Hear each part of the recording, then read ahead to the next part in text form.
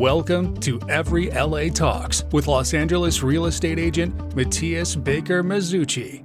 All right, let's talk about the emotional traps that keep landlords stuck. Ashley, why did you not, as if this was not a prepared question, Ashley, why in the world did you not go into residential real estate? Emotions. Okay.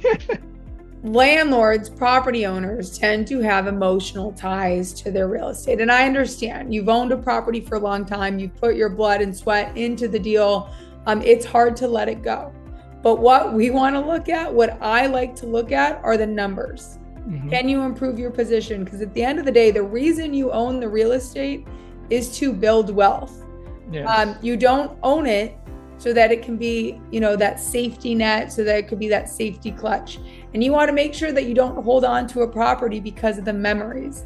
Not to say you need to let go of those, but understanding, the real estate is there to perform for you and make sure it's performing to the best of its ability. Absolutely. I agree. And you know what? If you are in a market where it makes sense to sell, you shouldn't use excuses as emotion to keep. Now, sometimes maybe it's totally worth it to keep it. Maybe you have a small property where you have your family living in it, like you rent it to relatives or whatever. And in that case, you maybe don't need the returns.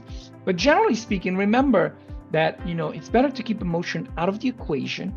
And another factor that I've realized, okay, I'm going to tell a little story. I'm glad I figured this out in the middle of my train of thoughts.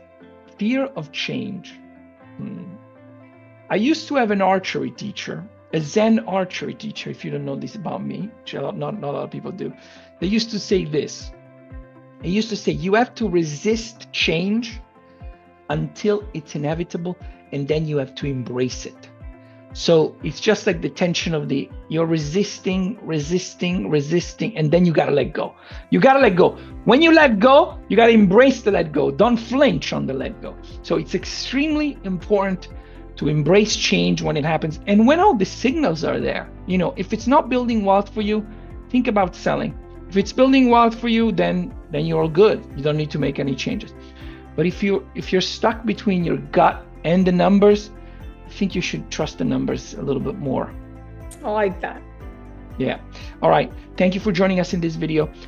Reach out to us with any questions, leave comments, do whatever you want. We want your engagement. Subscribe. But if we don't hear from you, we will see you in the next video. Thank you. Thank you for watching. To find out more, visit everyla.com.